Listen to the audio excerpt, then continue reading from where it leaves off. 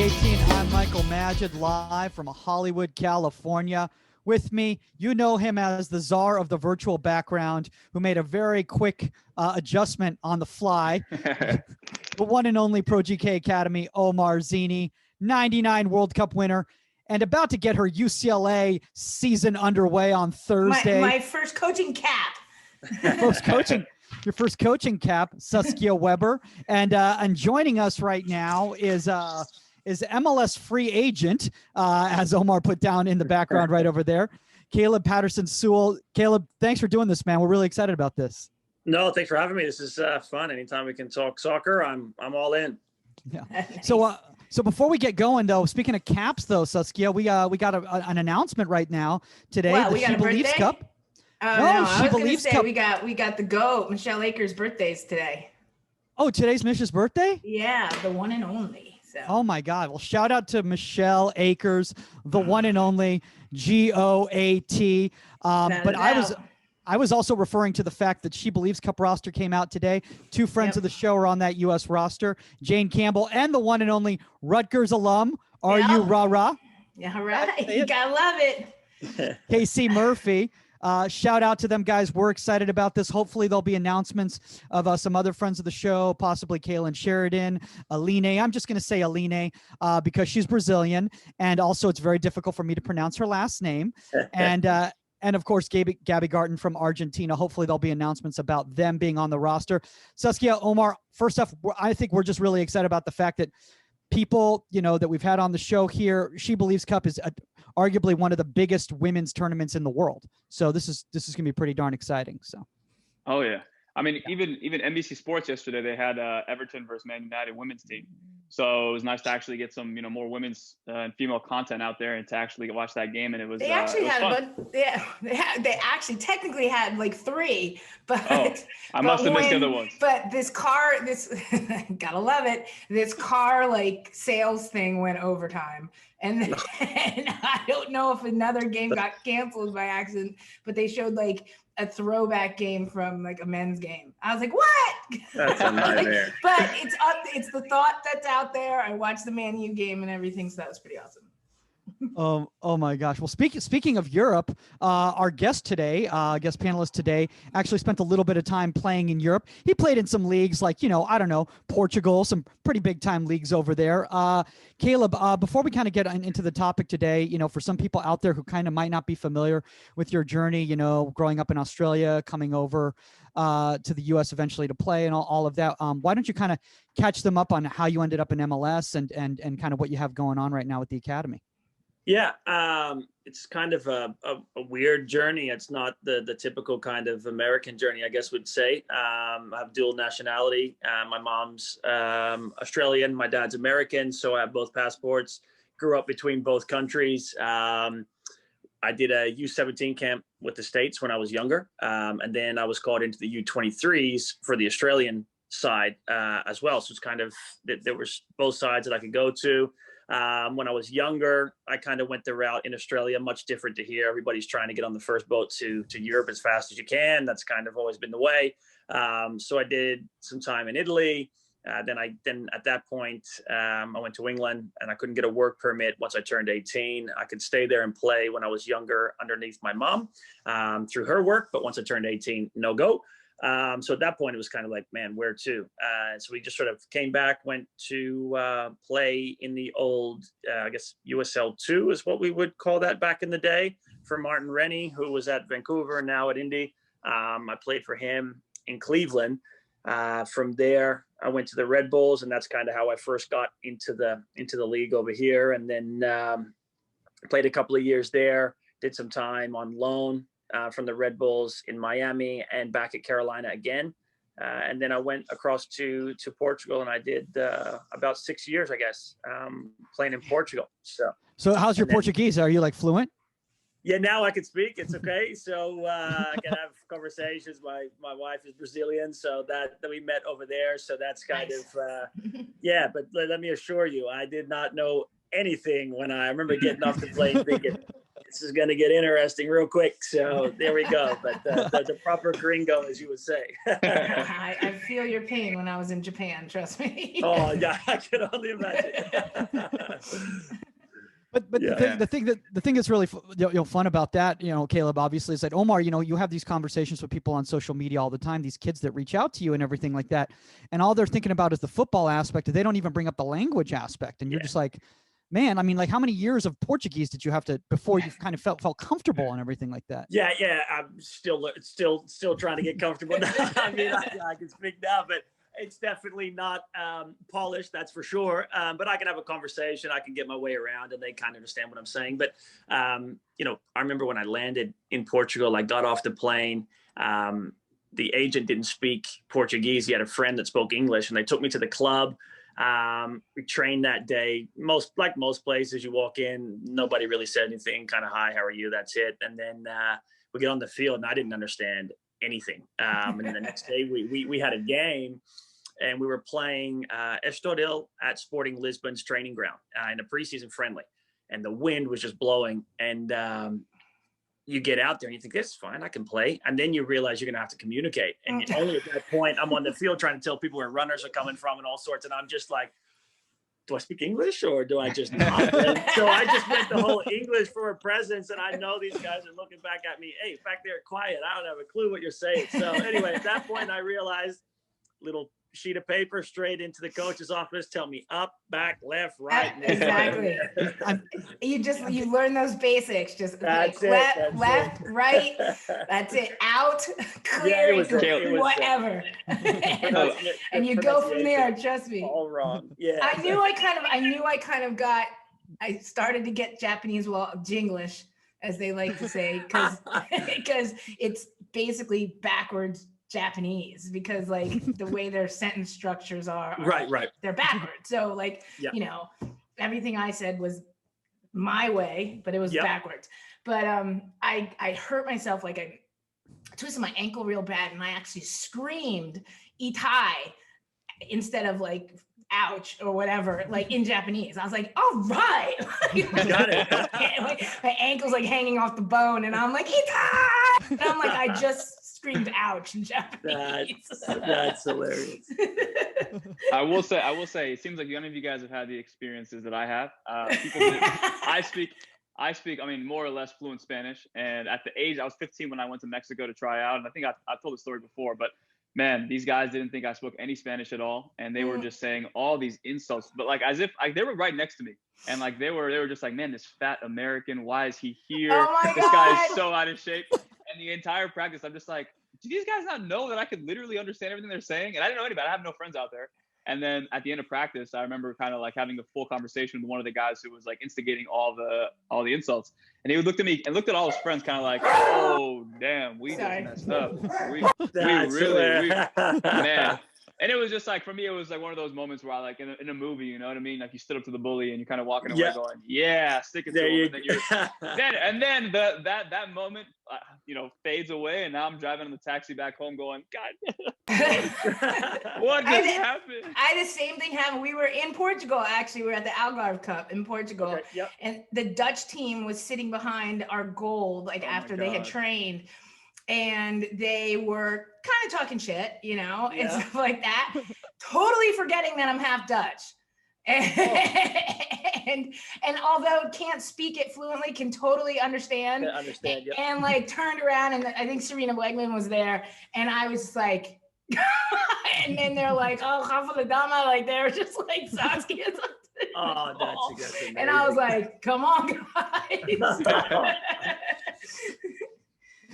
I was going to say, one of the interesting things, Omar, by the way, I think that might have just been those players. Honestly, that might have just been your environment right there. Because when I went to Venezuela, they were really nice to me. In fact, they were just they were very accommodating and everything like that. What I'm trying to say, Omar, yeah, maybe to my face, maybe that's exactly. Maybe I'm just naive. I'm just a naive person who wants to live in this world where everyone is trusting. Nice. I guess they look at Omar and they go, you know what, we can do this in front of him. He can take it with me. They're just like, oh, this poor, slow little American. We have to just. We have to be nice. He's no threat. But to be fair, I was awful. Like, to be fair, I was awful. I remember too, like for the Spanish that I remember knowing, I was ordering like I was by myself living in this house in my uncle's old place when he played there. And I remember I was like ordering pizzas, I was ordering all this stuff, and I had like a whole bachelor pad to myself for 2 weeks. So I was ordering everything, eating everything, not taking care of my body. And then, I mean, everything they were saying, I mean, there were probably times when they were insulting me and I was like half crying, half going like, yeah, that's true. That's pretty factual. I mean, I can't get mad at you guys. Those are pretty good points. See, Caleb, what you need to know is that that Omar chose Costco pizza over playing in MLS. That was, oh my God. Costco pizza thing. I'm telling you, Costco pizza. Yeah, Costco pizza. Hey, Costco pizza is underrated. And those who know. I'm trying to Oh my gosh. Well, let's kind of hop into this topic here, because I think one of the really cool things that we're seeing. We've offended half the world, so let's jump into the podcast. No, we put people on notice that this is a multilingual. If they want it, they better come correct in different languages. They better do their research. Like no Arabic, no Spanish. Those two I'll take care of. No Dutch. No Dutch, yeah.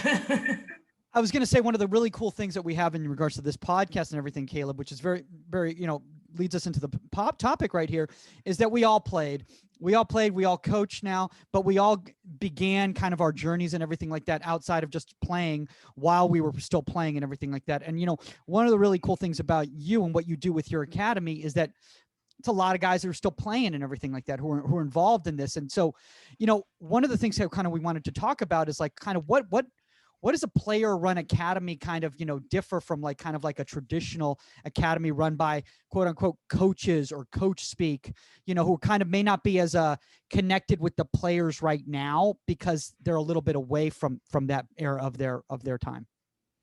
I think for me, when we do it, I personally try to recruit younger coaches. I think that we can connect with the kids a little bit more. I'm big on you have to be able to demonstrate. I think while there's a time and a place for general knowledge, don't get me wrong, that we're all going to get to a point where we can't dive in the top corner anymore. But I think that, I was very visual, and I learned from seeing and knowing firsthand. So I make sure that our staff, I write all the session plans. We don't give them the freedom to do their own sessions. We make sure that they follow the curriculum that we put in place.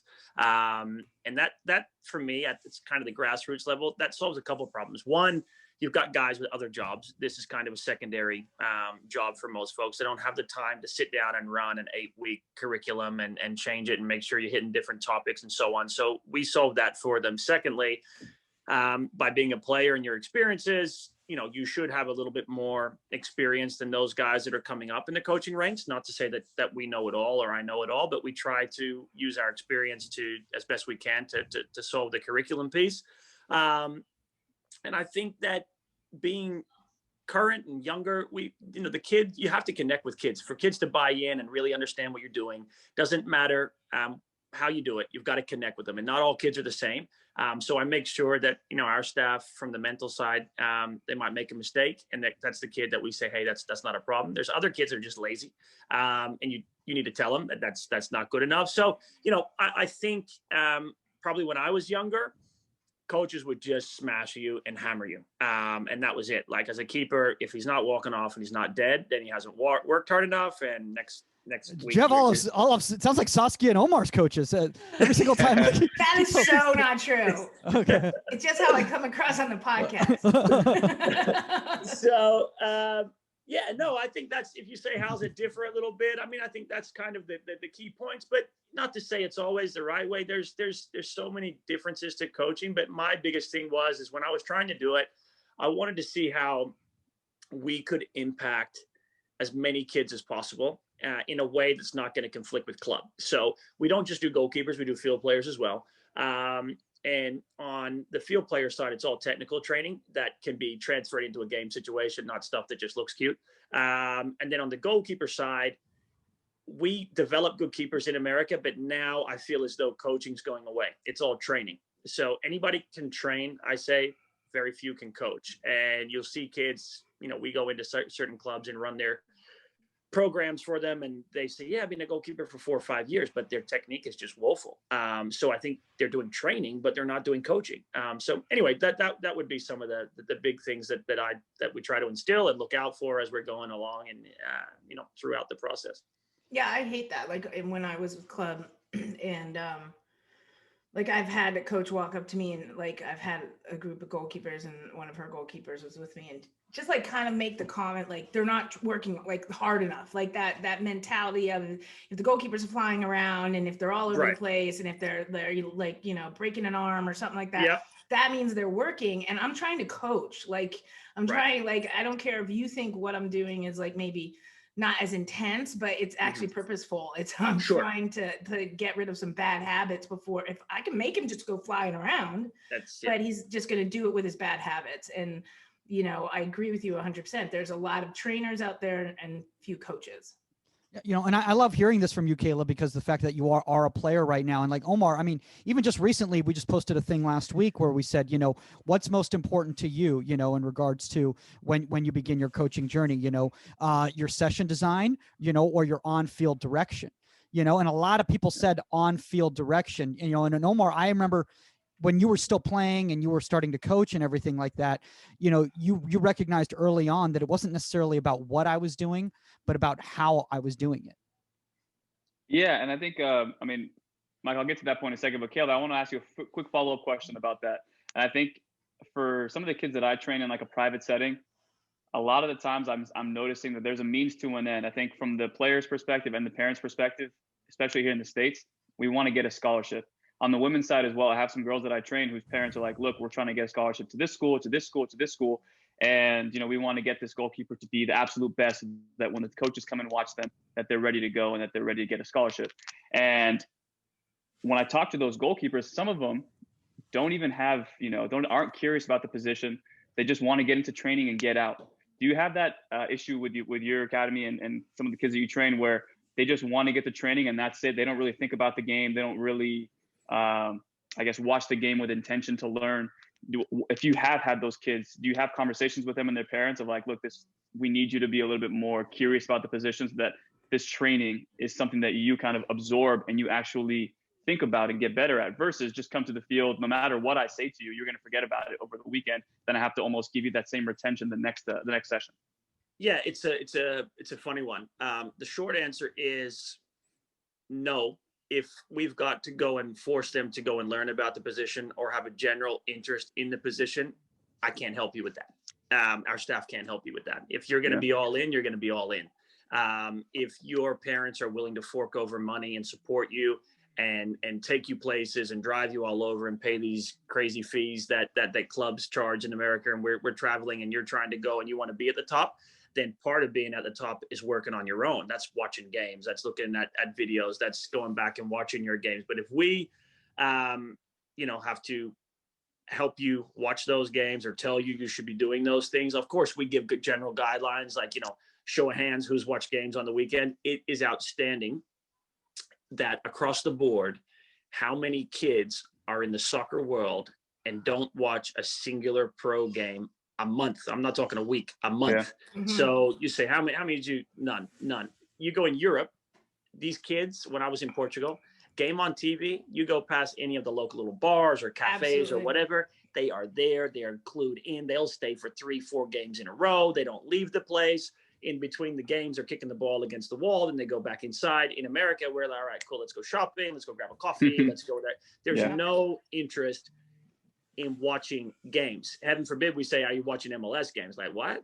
So, you know, again, it is like, this is, you're trying to go to college. The next general step, if you're on the male side, is to go to the MLS. If that's like the highest level you're trying to play within your country, how are you going to know what it's like if you don't watch? And, you know, even some of the kids that go to college, even, what are you trying to do? I'm going to go pro. I'm going to go pro.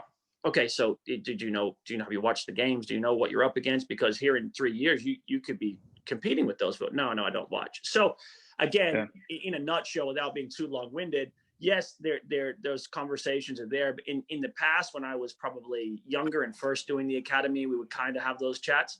Now we kind of just a bit more blunt about it, because I feel as though that resonates more than just holding their hand and taking them along and, you know, just sort of babying them a little bit. Let's just be real about it. If you want to go and play at a high level, get all in, or you're going to get out of it what you put in. The second thing was, you know, we also find that certain kids around the 15-year-old age group or so, they we have a Friday night location, one of our locations. We probably do about 70 to 80 kids a night at that location if it's full. Around the 15-year-old age group, some of those kids start not turning up or not turning up as regular. In the past, we kind of make contact. Hey, what's going on? Like, we haven't seen them, whatnot. Now we just understand those kids have taken an interest in the social aspect of their life, or going to football games, or doing those things. And listen, that is completely okay. Do it. I think every kid has to have a strong social aspect. You're an adolescent, you're growing up. You need to be connected with your friends. You have to understand that, live the moment. However, all I'm saying is that you got a birthday party that starts at 7. What's wrong if you just turn up at 7:45 and you finish your training at 7:30? What's the 15 minutes going to do? However, you've just missed now an hour and a half of training because you're all in on a birthday party, versus, is that really going to help me go to college? And again, certain folks say, well, that could be rough on a kid. You're asking kid to make adult decisions about those sort of things. My thing is this: when I was a kid, I knew what I wanted. I was going pro. I was going all in. I didn't go to the birthday parties. I went to training. I went to games, whatever. Maybe I'm different. I don't know, but it worked out for me. So that's kind of the attitude I have as a mentor. I don't say just a coach, but as a mentor now, that's kind of my attitude. And that's kind of how I ask our coaches to do it as well. Just be blunt and honest when it comes to that. And then if I have a one-on-one with a kid, I'll just say, this is what I did. But if you're not in it, let your parents know. And it's okay if you want to play D2, D3, or you don't want to play at all. You just want to play for fun. I think there's an equally big group of kids that don't want to go play at those levels, but they're terrified to tell their parents they don't want to play at that level. Yeah. I love the fact that you just brought that up. And Saskia, I know that this is something that you've dealt with even at the youth level and everything like that, is that there are kids out there who are doing this because their parents want them to play in college. Or their friends.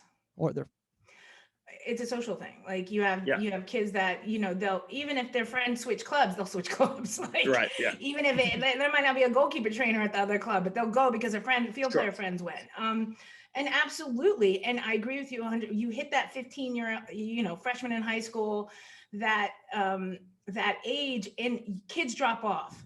But and whether they get interested in other sports, in other extracurricular activities, whatever it is, that's all right. That's fine. That's why it's less than 1% that make it. But yeah, the conversation is that, you're not going to get to that level by clocking in at club practice and clocking out and clocking in once a week with your goalkeeper private trainer. If you want to get to that level, you've got to put your time in when nobody's watching. I had an hour conversation with Casey Murphy about it, about what I did while I was at Rutgers and after Rutgers and before, to put myself to the level I was at. And we literally our conversation of what I did on my own, and what I searched out to become like the best goalkeeper I could be. But that is a choice that either you've got that drive in you or you don't. And your parents can't force it on you. And I've watched parents try to force it on their kids. Doesn't end well. You've got some unhappy kids running around. Yep.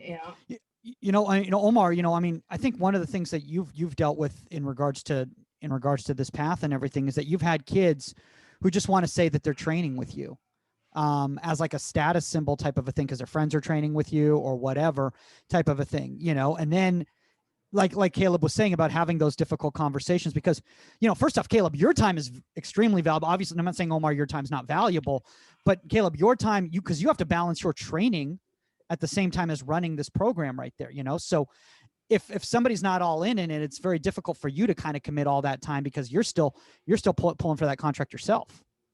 Yeah, it's one of those where, I think I looked at a lot of different folks that had a soccer academies in the past, both here and in Europe, and almost a lot of them are just like name based. And you'll see like obviously big names like Ronaldo and all these people put their names to either facilities or academies, but they're really not involved. My thing was to be hands-on because when I was younger, it was so hard to find people that have played, willing to get out there on a regular basis, not just kind of like your 30-minute camp appearance and then they're out of there, you never see them again.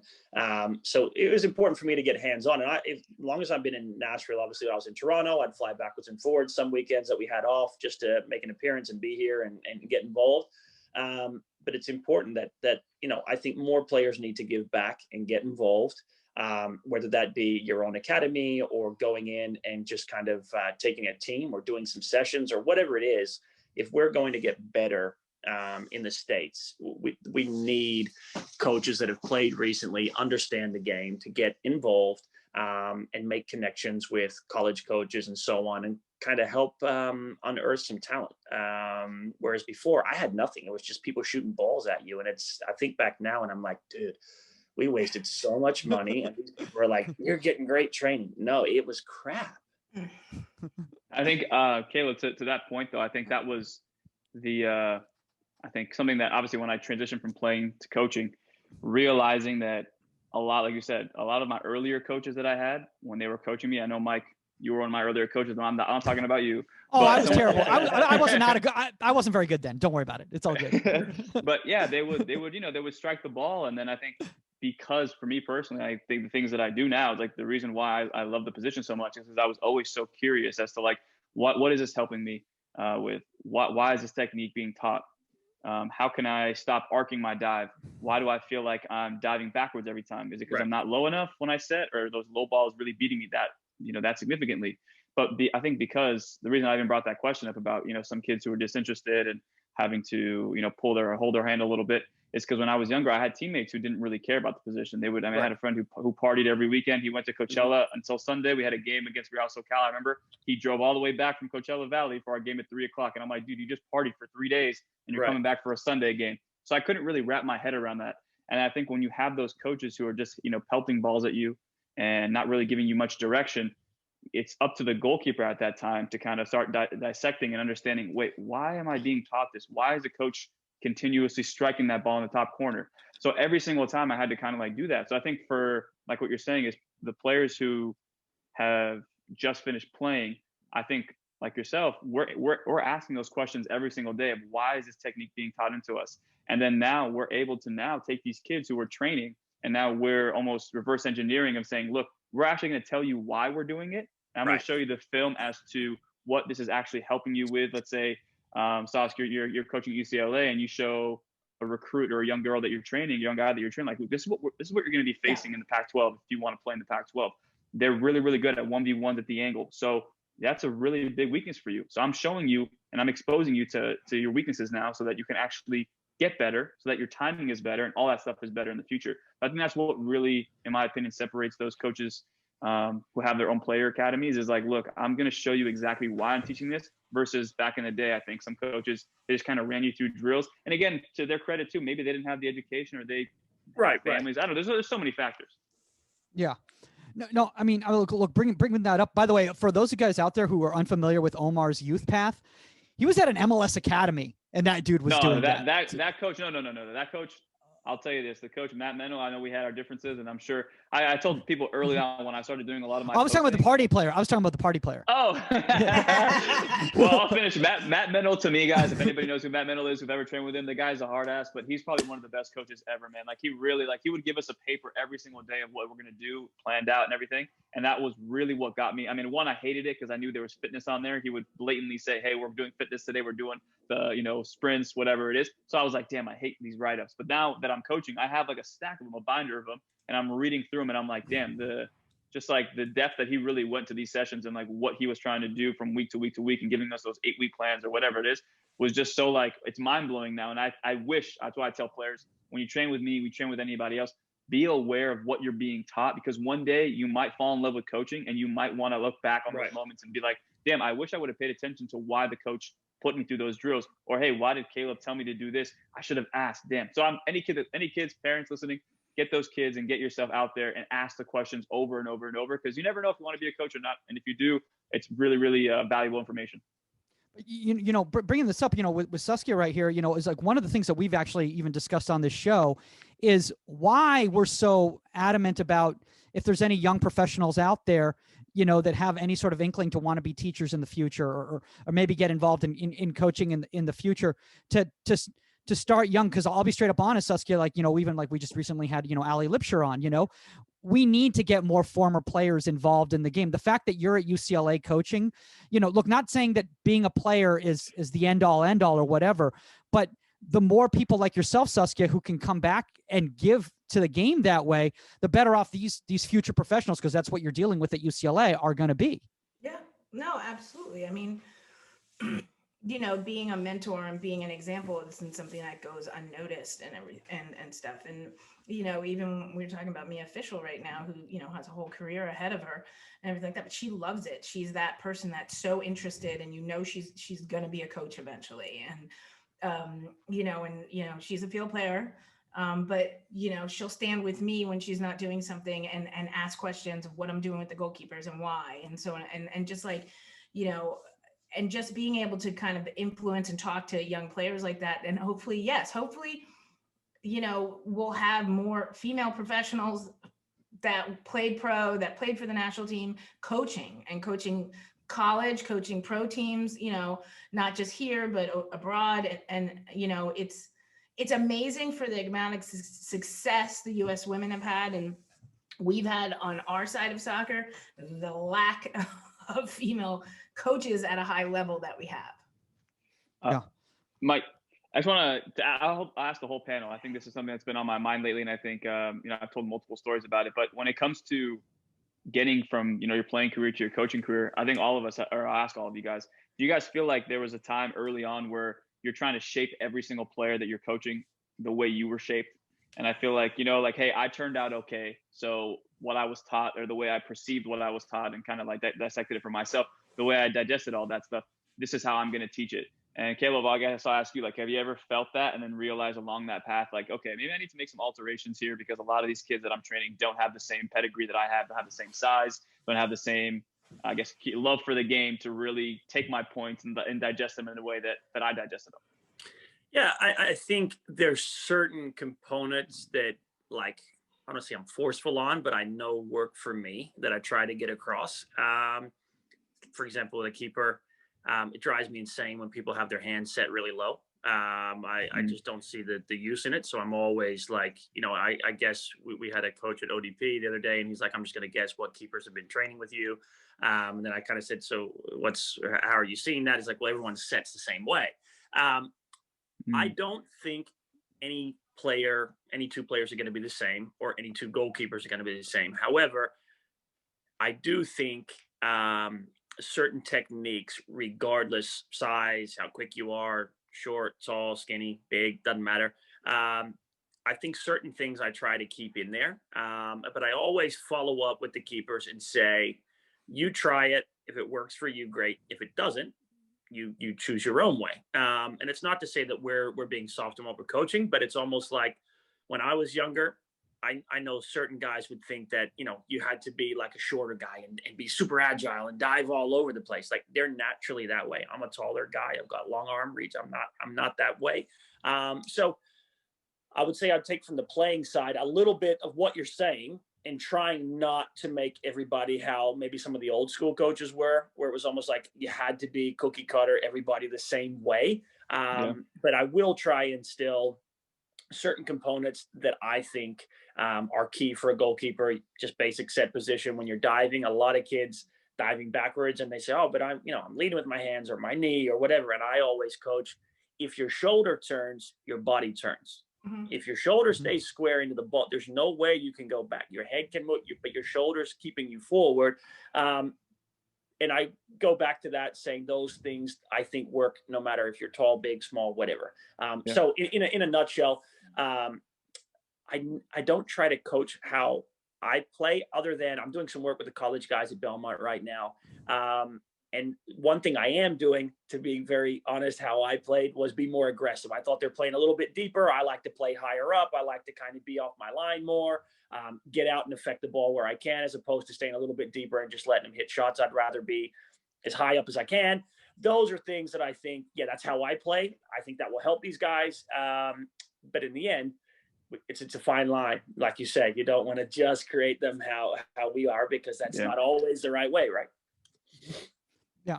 You know, and bringing that up, Omar, in regards to that discussion, I mean, I personally think that was my Achilles heel as a younger coach, is that I had concept of what a goalkeeper is supposed to look like, how a goalkeeper is supposed to move, how a goalkeeper is supposed to play. And one of the things that I see, and then we really need to affect coaching education in this country, especially, is because we do have a lot of parents now listening to podcasts and watching, you know, social media and all that sort of stuff. So we need to educate the parents as well too, because I recently had a situation where I had a parent talking to me and they said, well, my kid's not doing it the right way. And that was a buzzword to me that went, oh boy, I really need to have a conversation with this parent, because if that's what they're saying, well, then what are they saying to their kid right there? The right way. So now this kid's going to think anything that's outside of the ordinary, an unorthodox save, is wrong, is negative. And now they're in their head because they're thinking, well, my shoulder's not supposed to be back, so I'm supposed to try to turn it at the last minute. But sometimes you have to go negative. Right. And I think, Caleb, I think that's one of the things. And Saskia, you know, we've had this conversation over and over again. Keep it out of the net, keep it out of the net, keep it out of the net. So yes, we have these fundamentals, but you have to let the kids explore, and you have to let the kids be in the moment and improvise in the moment. No, I think it goes back to I think it goes back to the why that we spoke about before, like informing kids where and why. That's a really good point, because if you don't give them the freedom to make their choice, that's probably where we start getting into the whole, hey, but the coach said it can only be like this. You know what I mean? Mm-hmm. No, ahead, yeah. I mean, if you find you don't want to, like, an overthinking kid.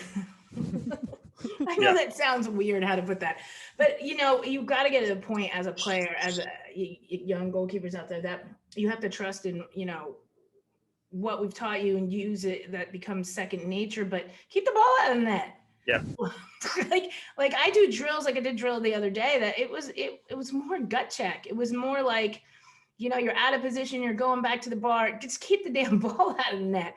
But, you know, one of my goalkeepers was overthinking. Like, it was like, well, I'm supposed to do this, and I'm supposed to drop steps like this, and I'm supposed to come like, I'm like, by the time you've thought about all of that, it's too late. I'm like, just trust in, like, the flow of your body and what we do in training, and that sometimes just get there and figure it out yourself, you know, and don't overthink it. But I agree 100% with Caleb. Like, there are some basics. And I don't think I've fallen into Omar, trying to make people like I was, like, one that was a long time ago. And I think it comes back to that person that you were talking about at the convention, Mike, that did a session that was totally like old school, but because they didn't know how the game, kind of, in your opinion, how the game had progressed and changed. And so, you know, they're doing it the way we used to do it, but that doesn't work anymore. And it's a gray area. So I do the same thing you do. I'm just like, you know, here, this is why your hands are, you know, I feel you shouldn't have your hands too low. Let's try it this way, and let's try to tweak this. And maybe we come into a middle ground, you know, and maybe you can see why, you know, and if not, and if it's working for you, okay, but I'll show, you know, I'm going to show you some reasons why it's not, you know, and you have to be open to that as a coach as well. You know, but I think because each player is different. Like, I have never tried to mold anybody into who I was. Right. I don't think. Caleb, do you have any tape of one of your sessions that you want to share? No, I don't. Okay. But I was waiting for you to say that, because you mentioned it in the lead up. And I put some of them on our Instagram, and get our guys to put them on there as well. And you'll see some of the work. And it's funny, because I had passed through so many different coaches growing up in different styles. I felt as though when I was younger, there was a clear, like, we would say an English style. Everything was just balls to hands and serving, but there was not a lot of agility and taking off. If you look at the Brazilian guys and how they train, I mean, those guys can fly, they're agile, they're whatnot. Even the, you know, just general South American guys, how they hit side volleys and so on. So passing through some of those guys, I try to see how I think I can take bits and pieces that will work, and mold them together and try and come up with something that I feel as though is the right curriculum. I'm gonna go back on this. Like we were saying, there are some basics. I was watching a video the other day of a player, and a good goalkeeper, but I don't know what the coach was teaching, in the sense that everything was being parried. Everything was being parried. Yeah. And I was just like, why? And like first I was sitting there going like, okay, maybe it's the drill. Do you know what I mean? Right. But then I was like, but it doesn't matter. Even if you can catch a ball, catch the ball. If I don't put the ball where you have to parry it and you can catch it. Yeah, exactly. You know, don't do it for the sake of the drill. Yeah. And I was watching, and it was like, okay. And it was on several different drills. And then I watched some clips of game clips, and it went into the game. And it was just like so many rebounds and stuff. And I'm just like, that's coaching. You know, whoever this coach was, this is their style, and this makes no sense to me. And I think it's actually hurting the goalkeeper from my point of view, that I'm like, catch the ball. Like, you know, but it was, and I literally had to sit there. I was like, is this the drill? And then I realized it's just the style. But I think there are some basics that are fundamental, and then there's some that are just wrong. Like, those basics I don't think have changed. Like you said, the one, save the ball. The ball don't go in the net. No rebounds. The objective, don't give crap rebounds. You catch it. And then when we're playing, we're keeping the ball and we're not being too cute. I mean, but I think the internet's dangerous too. Like you see some of these things. I wonder how many guys kind of see stuff and say, "Oh, that's cool. I can replicate that." No idea what they're coaching. Don't talk about Omar that way. Don't talk about Omar. No, we talk about that all the time, Gil. All the time. It drives me insane. You know, and I get that some of them do it for fun, or they're getting paid, or whatever. But you know, these kids will go out and replicate certain things of this, and you know, they're diving over crazy things and doing all sorts of stuff.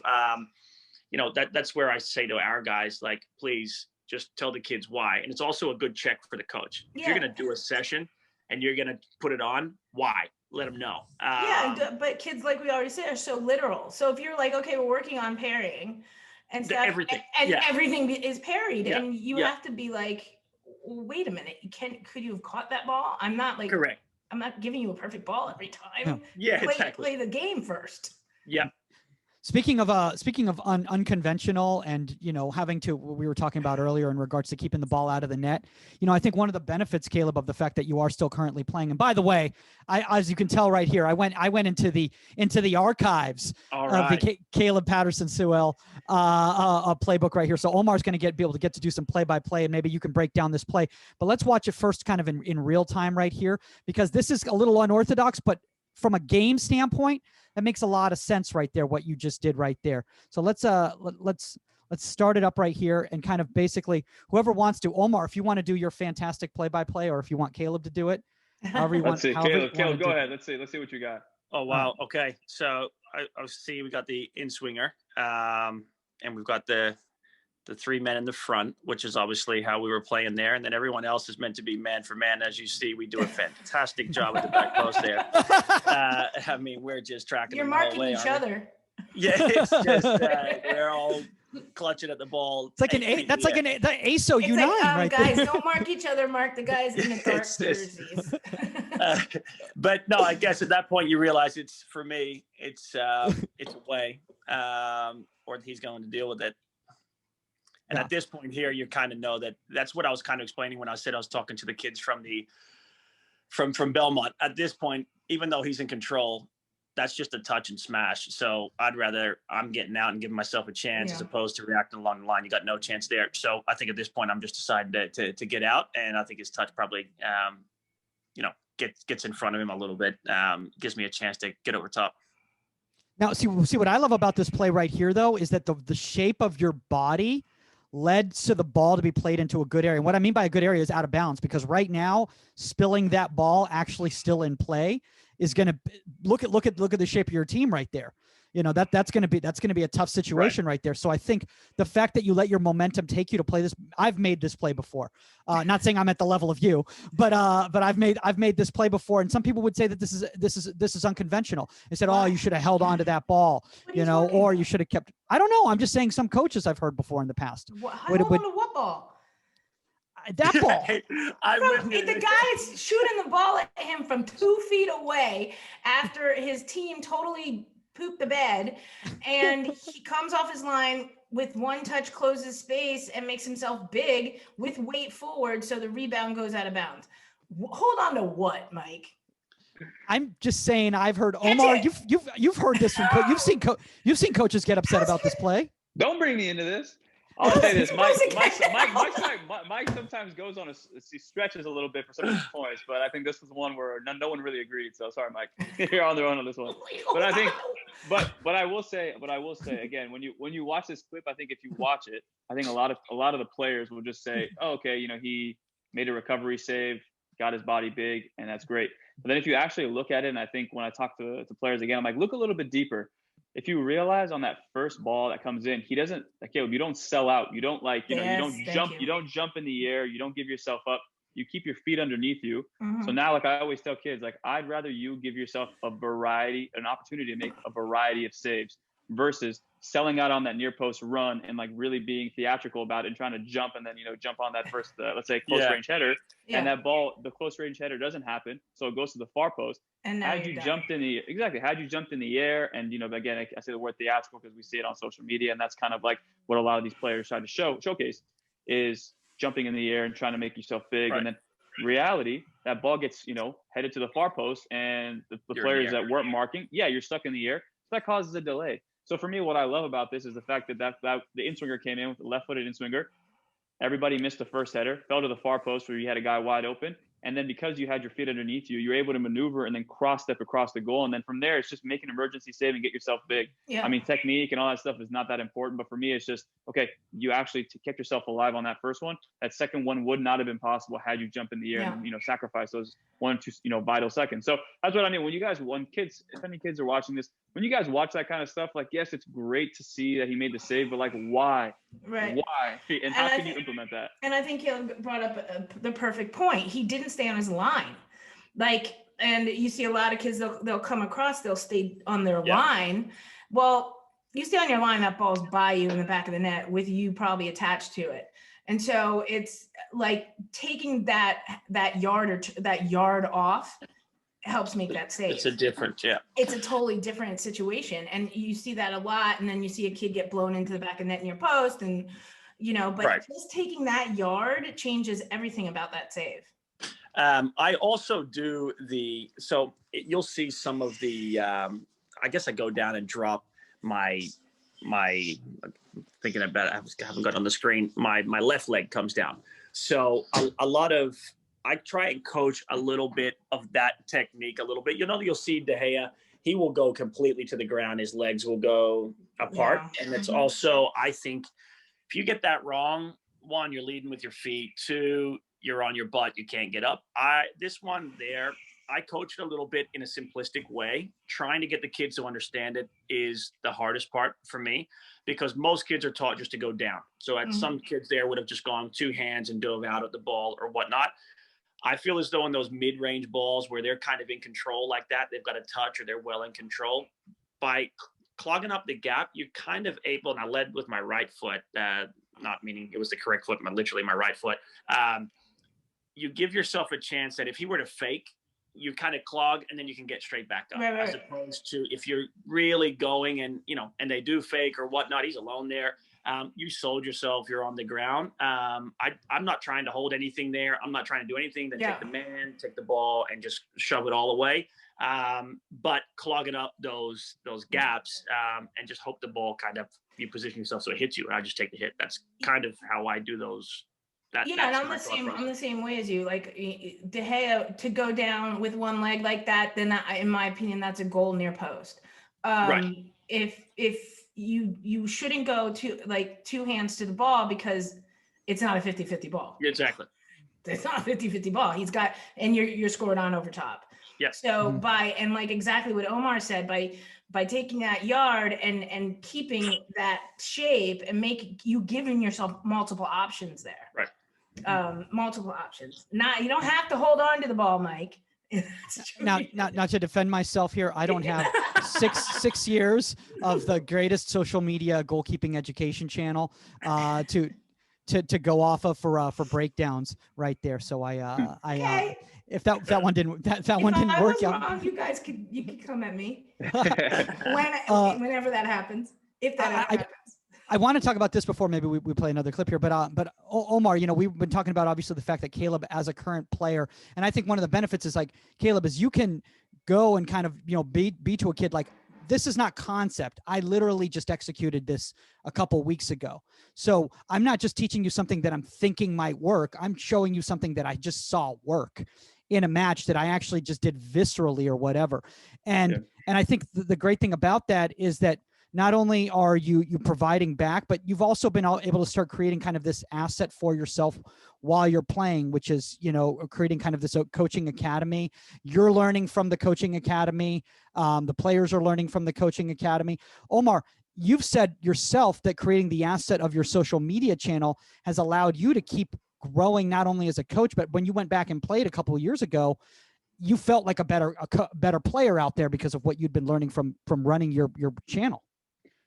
Yeah, and what's great about social media, I think the positive, sometimes we beat it up here, but the positive are that you can have a mentality about the position, and then you're going to be okay with people tearing it apart. And I think that's the beauty of social media for me, is having started the channel, I have maybe articulated my points in a lazy way, and then some people will be like, no, that's not the way it works. That's not how it's supposed to be done. This is how it's supposed to be done. And I always take that constructive criticism, and then I kind of again digest it for myself, and I go, they're making a really good point. Leave the emotion of them calling me out and saying that my mentality of coaching is stupid. Let me just take back, take a little relaxation pill here, and then let me see what they're trying to get at. And then sometimes I go, wow, that's actually like really, really important for me to hear. I'm glad they told me that.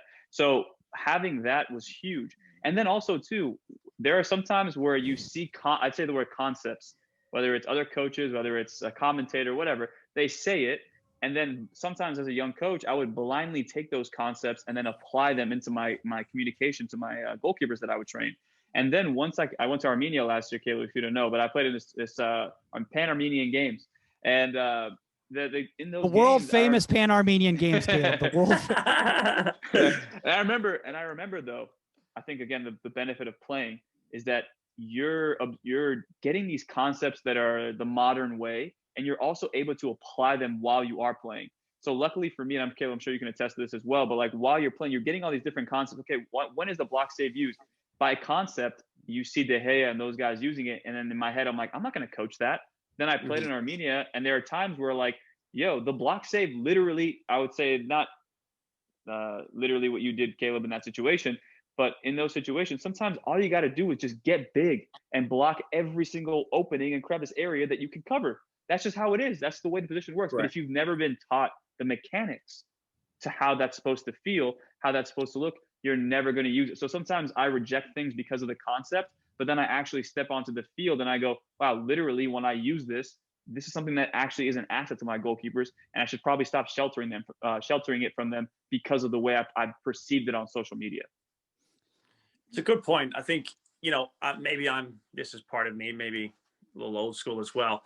I want to be sure, like you say, there's so many different techniques. This goes back to me saying in the beginning, I don't think any two goalkeepers or players are the same. So I'll see different styles and you think like, wow, that's pretty intense. But I want to be sure that what I coach, I have a good grasp on. And if I don't, like you say, go and speak to folks and say like, so how are you doing that? Like, for example, in Toronto, Bonesy was talking about, at certain points, different ways of hitting side volleys and those sorts of things, and the guys from South America, until I had a Brazilian coach, my side volley was like, I would just drop kick, and I could drop kick well, but now I don't drop kick at all. I just hit a side volley. So I think there's techniques and ways to use for many different, some unorthodox. It's just a matter of kind of like, as a player, understanding when and how you can use it. And then as a coach, the same thing as you just said, knowing how to like instill that and give them that ability to use it, but also letting them know like, this might not be a save you use all the time, but like you say, there could be a moment, and now you're well equipped to make that save. Okay. So now I want to share this clip here from this game, and Omar's going to tell me whether this was a poor choice or whether this was a good choice for this. Oh God. So Here's again, a clanger. Is this a clanger? I don't know. Again, this is concept over execution. Concept, like you were talking about, hey, catch, and Saskia always talks about the literalization, kids hearing coaches say catch everything. Mm-hmm. This is execution in a game based on where your position is, based on where the ball. So let's play with the ball first off here. Ball's played it into the box right here. As you can see, shot, steer, out of danger, recovery movement, right back across right there. I think that's a brilliant save. Jump at the end. You got to make it exciting, right? Well, it's 1-1 92nd minute for everybody. 1-1 92nd minute, ball driven down to the right channel on top of the 18, service far post, first time hit back across Caleb, and he makes a save to keep it 1-1, and that's where the jump. Why it was so important. But it's also obstructed view, so it's reaction too. Boom. Coming and right. Across, like, oh, you have to let it play. There it is. Oh, there. I didn't see that. Here we go. Watch. Here's the jump. Here's the jump. Yes. I don't know if that was a happy or I could have said a few choice words at that time. Could have been a bit of both, but you're clicking heels. Yeah, that's back post again, huh? So I'd say they've been scouting us. Yeah, I think again, it's just one where you're trying to get in line. And to be fair, the kid hit it well. Had that been a yard or so to the left, you're probably not getting that through traffic. But yeah, I think one of those on the angles. I think anytime you're on an angle, you got a chance. So if you get in a good spot, you can kind of get away with making a save like that, and everybody says like, "Wow, great save." But if you kind of get yourself and your angle's a little bit wrong, you're probably picking that one out of the net. Yeah, and I think what we see a lot in that for kids out there is not being able to continuing their momentum towards near post, and you were able to go back the other direction because you got yourself set and change direction. And we see a lot of kids that will come across, you get caught up you get caught up, if we would do this in training, with kids think they have to get into a certain position all the time. Instead of seeing the ball and seeing the striker, you have to see, it's like I always say, it's better to be set and out of position than it is to be moving. So because you got across, you saw that he's striking the ball, you got set, it gave you a chance to go back the other direction. Are you going to say he should have caught it, Mike? No, God, no. I am not going to say he. I am not going to say he should have caught it. The reason I wanted to. I was waiting for it. The reason I put that clip up there is because I wanted to because Omar, this is an example of a social media clip, in my opinion, that people go, "Oh my gosh, fantastic save," with little fire emojis and a little clapping thing or whatever, but the why isn't given in that. And then again, kids see that, and like Caleb, like you were talking about, they see that, not understanding the moment, not understanding what you could see and everything like that. They go out there, they just think that's what you do in that situation. Right. And Omar, this is why it's been so important, the why of the breakdowns of why, when you put a clip like that, you express what the situation was and why he did what he did. Yeah. No, I think also too, I mean, I didn't have social media really growing up, so I tell people all the time, I watched the Peter Schmeichel documentary that my parents got me. I had internet, but I had a Peter Schmeichel VCR tape, and it was all of his amazing saves and like how great he was. Come to find out, he actually got scored on, so I completely forgot about that. Like the video made me believe this guy was unbeatable. But then again, at a young age, you're watching, okay, why does Peter Schmeichel do this star jump? And then you start realizing, like, okay, well, he does it in not emergency moments, but that ball is like a 50-50 ball, and he's trying to just smother the hell out of the striker in that situation and get as big as he can, because he's 6'3", 6'4", quadruple XL jersey. The guy's huge. So for him, that's a great situation for him to put himself in. And then at a young age, I would always think, I need to do the star jump. I want to do the star jump because I want to be like Peter Schmeichel. And then I would do it. And I remember doing it in a practice. And the guy that I was playing against, I jumped up and he literally just put the ball on his foot, cut. I jumped literally almost over him, and he just tapped it in the goal.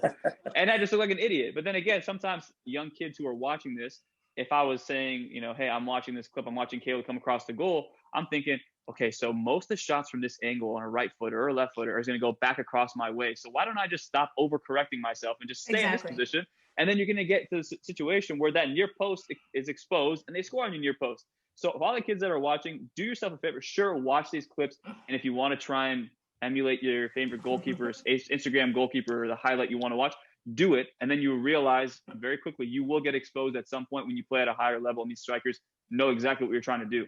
And I think once you are exposed, that levels you out. And I think that's where you start asking the why, in my opinion. Well, you want to, like, it goes back to the basics. Like Caleb said, put yourself in the position to have multiple options. You know, don't come across and do the star jump. Don't come across and automatically go near post. Don't come across and, you know, do your foot down. You know, get yourself set, get your body positioned proper, get your weight forward, and give yourself the chance to go back the other direction, go near post, or do something. But don't say, well, this is what Schmeichel did in this situation. This is what I'm going to do.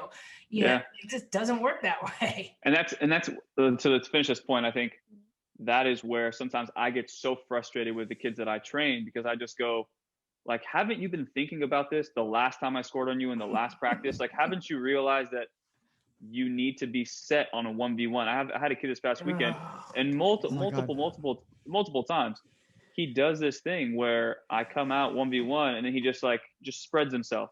And I'm like, you're doing that from 5 yards out. You're doing that from 3 yards out. You're doing that from 8 yards out. So do you think from the last session that we had that maybe you would have retained that information and said, you know what, I probably should stop doing that? Yeah, it doesn't work. But then again, a lot of these kids, in my opinion, it's very hard, because for the goalkeepers that make it to that next level, very, very rarely do you hear somebody saying, yeah, I don't really pay attention to the game. Very much so, they're watching the game intently, and they're so curious about their own positioning. And if I'm watching Saskia play, I'm going, wow, why does she do that? And then I'm also saying, how can I interpret that and then make it better for me to do it for myself? So all these little things, and I think it's so hard to get those goalkeepers to see the position and love the game like I do. I sometimes I would say, where it's like, you need to just think about the game and then continuously get exposed, but not get exposed and then forget about it. Exposed and go, why did that happen? And I don't think enough of the kids, I'm hoping they can, but some of the kids out there don't really have that kind of attention for the game. You know, it's funny, Omar, that you just brought up, you know, staying still in a 1v1. Because again, I was going through the archives of Caleb's of content over here, and here's an example right here of staying still and not spreading in this situation right here. But you gotta let it run. You gotta let it run. Okay. I'll let it run. Great scoreline to start from, by the way. Okay. Boom. Okay. So we'll go back to the play right here. But again, he's pretty deep right here. Omar, if you want to break it down, or Caleb, you want to break it down. All right, cool. I remember this game well because my ankle was completely destroyed. So yeah, I think there, I would like to have seen the run up. Maybe I could have been a bit higher because I look pretty deep there anyway. But when he's in front like that, I'm never going to impact the ball unless he gives me an angle to go for. And that's when I would kind of use that 1v1 kind of knee down, whatever, depending on where it's at, or if it's a big touch, that's when you go to ground. So just trying to stay up. I think most of the times, the longer you stay up, especially, you know, that pressure's coming, the more these guys panic, the more inclined they are. No, that's what makes a good striker, right? Who's calm under pressure can do what they want and slot it where they want, but let's not everybody's great under pressure. So just stand. And, you know, 9 times out of 10, they're going to put it in and around you. So don't go down. I think when you're younger, you start leaning and guessing and kind of, you just go hell bent. Yeah. Just come out and that's your red card. See you later. So, just trying to stay up as long as you can. I think that's the joy of being, as you get older as a keeper, you cannot beat experience. And I'm talking that about for myself. So maybe when I was younger, I might have started to kind of like still be moving. My feet aren't set. Maybe I'm creeping. Maybe I'm, doing something different. The older I get, the more you kind of you're calm almost. You're in the moment and just say, cool, that's great. Beat me. And if you do, hats off, that's great. Whereas when I'm younger, you're kind of like, okay, that's my fault. Not everything's your fault. Yeah. I mean, I think that goes back to actually for her birthday, I'll say our conversation with Michelle Akers, that it's like the striker, yes, he had pressure coming down on him. He doesn't have forever to make the decision on what he's going to do. So if you stand him up, and if you were to come, you're beat. Period. That's what he's waiting for. He's waiting. Don't beat yourself in the situation. Force, like you said, beat me. Here I am, beat me. Make a choice. With the pressure coming down on you, defense right behind you, make the choice. 9 times out of 10, it is going to be in your bubble. And Michelle said to us, she goes, if you stood me up, then I was like, shit. Yeah, exactly. Yeah, shit. Exactly. Now I got to figure something else out because she's not running right at me. You know, she hasn't committed to like going down or anything. Now she's standing there. Right. Yeah. You know? I think one of the problems. Go ahead, Caleb. If you were going to. I was going to say that simple context of like, oh crap, they didn't move. You know, especially the guys that like to do the 20 pump fakes before. Right. Once you kind of know their game, you'll know just to stand. And after a while, they look like idiots when they're just like fake. And then all of a sudden the pressure comes and they shank it or they get it wrong. You know what I mean? Or your defense takes them down or something. Yeah. Mm-hmm. So I think that's another concept of even kids feel like, you know, you have to impact it 100% of the time, all the time. That's not it. Just get in a position, and unless you can get out, just stand and react. I don't know. That's that goes back to when we talked about basic concepts that stay the same, basic technique patterns. Doesn't matter, big, small, whatever. Those are certain things that you can coach, and kids can learn from, regardless of how they play. I think as you get older, that's the kind of experience piece. What game was I just watching? The EPL. I think it was an EPL game. And it was, I can't remember. It was like kind of a through ball into breakaway, and he was caught out and he started backing up, and I just was like, don't back up. Yeah. Like, don't do it. Now you're done. And he just started backpedaling and then tried to come forward and I'm like, you're done. Right. Game over right there. I'm like, look, you're caught out of position on something quick like that.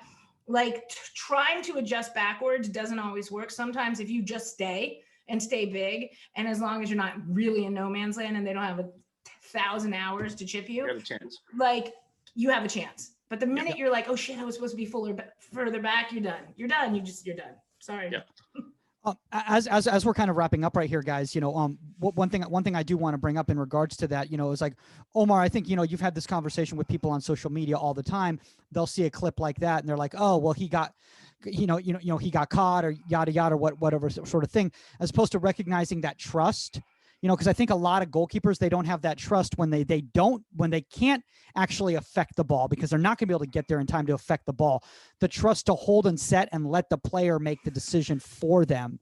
You know, but to interrupt you, there's a difference between getting caught. So somebody could say, you said you were a little deep. So maybe like some people would say, all right, you're kind of in no man's land there, but there's pressure like right behind him. So I'm sorry, but if he were to chip you or put it over top of you at that speed with that pressure behind him, that would be of pretty impressive. Yes. You know, it would be, you know, if he didn't have the pressure, you're caught in no man's land. You're probably then you're done. There. Yeah.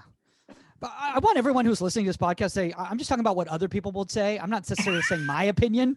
No. This whole podcast are like that. This guy doesn't know anything about that. No, you do. But we have to have that. No, I know, absolutely. Else we'd all just sit here and agree with each other. And it just No, I know. We have to have somebody to make fun of. I would have gotten chipped there. Omar, would you have gotten chipped there? Maybe. I mean, I watch a lot of, like, again, because of the Man U stuff, I watch a lot of like Eric Cantona play, you know, Berbatov, like all those guys who are super, super creative.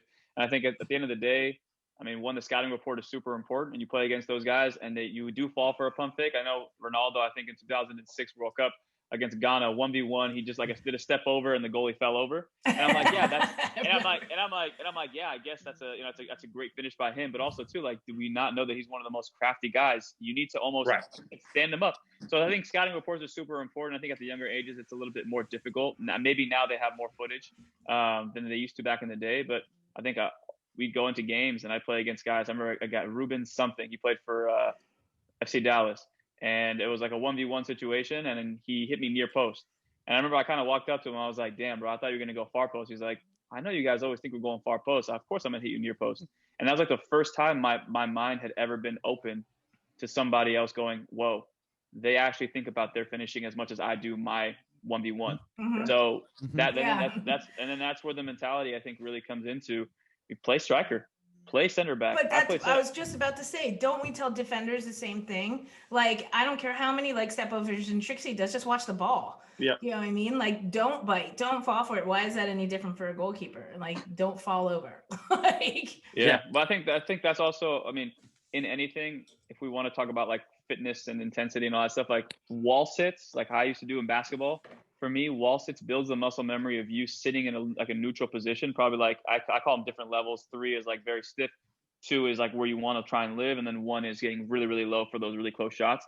Try and live at 2, and if you can live at 2 and you have the muscle memory and like the ability to be stable in that moment, oh my God, you'll start noticing how everything is I'm going to see it then react versus like I'm going to get a head start, and then you realize, okay, I just took 2 steps in the wrong direction, or now I'm getting caught on the movement across the goal and I can't get set like Caleb does for that, far post curler. So it's just one of those things where any kids that are listening, parents and coaches too, just encourage the goalkeepers not only just to fail, because if you're going to fail, great, but if you fail and don't even ask yourself why, that's when the issue happens. And for me, I just feel like there's not enough kids out there who ask themselves why. And maybe it's a PC culture. A lot of people don't want to pick themselves apart and, admit that they're wrong. And coaches don't want to have those kids walk out of the session feeling like it's a bad session. I'm a victim of that myself. Sometimes I don't overcorrect because I'm like, these kids pay and they drive far away. So I don't want to like lay into them, but I'm also just like, but I'm expecting them to understand my expectations.